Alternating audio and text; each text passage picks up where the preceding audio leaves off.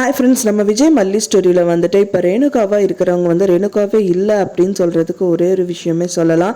ஏன்னா அவங்க பண்ணுற விஷயம் என்னதான் பைத்தியக்காரத்தனமாக இருந்தாலும் அவங்க பண்ணுறது எல்லாமே வந்து பார்த்திங்கன்னா புத்திசாலித்தனமாக தான் பண்ணுறாங்க அப்படின்னே சொல்லலாம். ஏன்னா வந்து அவர் கத்தியை வந்து வச்சுட்டு கழுத்தை அறுத்துக்கோ அப்படிங்கிற மாதிரி எல்லாம் சொல்கிறாரு.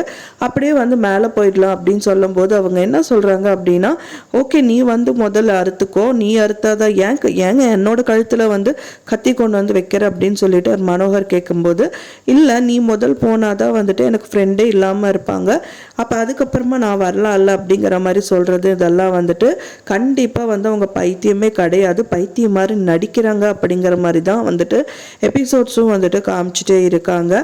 அது மட்டும் இல்லாமல் தழும்பு வந்து பார்க்கும்போது கூட அவங்க வந்து அந்த கத்தியை எடுத்துட்டு மனோகர் கையை அறுத்திருப்பாங்க. ஸோ இந்த மாதிரி விஷயங்கள் எல்லாமே பண்ணியிருக்காங்க.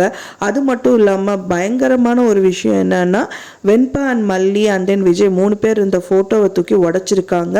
கேட்டால் வந்துட்டு வெண்பா குட்டி உள்ளே என்ட்ரி ஆனாங்க, ஸோ அப்படியே நான் கீழே போட்டு உடச்சிட்டேன் அப்படிங்கிற மாதிரி சொல்கிறாங்க. ஸோ இதெல்லாமே பார்க்கும்போது கண்டிப்பாக அது வந்து ஒரு நடிப்பு தான் அப்படின்னு தெரிய வருது. ஸோ இதுவே வந்து பார்த்திங்கன்னா அவங்க ஃபேமிலியில் விஜய்க்கு மல்லிக்கு சண்டை வரணுங்கிறதுக்காக நிறைய விஷயங்கள் பண்ணுறதா கூட இருக்கலாம். ஸோ அதனாலேயே வந்து மல்லி வீட்டை விட்டு வெளியில் போகணுங்கிற மாதிரி நிறைய விஷயங்கள் பண்ணுறாங்க அப்படிங்கிறது நல்லாவே தெரியுது நம்மளுக்கே. ஏன்னா வந்து விஜய்கிட்டே சொல்கிறாங்க, இவ வந்து இது பண்ண அது பண்ணுன்னு சொல்கிறா, என்னால் முடியல அப்படிங்கிற மாதிரி சொல்லும் போது தான் வந்துட்டு அவங்க 2 பேருக்குமே வந்து லைட்டாக கிளாஷ் ஆகிறது வந்து நம்ம பார்க்க முடியுது.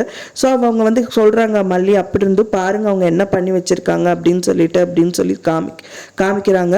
அப்போ விஜய் பார்த்துட்டு அவ என்ன வேணாலும் பண்ணட்டும் அப்படின்ற மாதிரி சொல்கிறாங்க.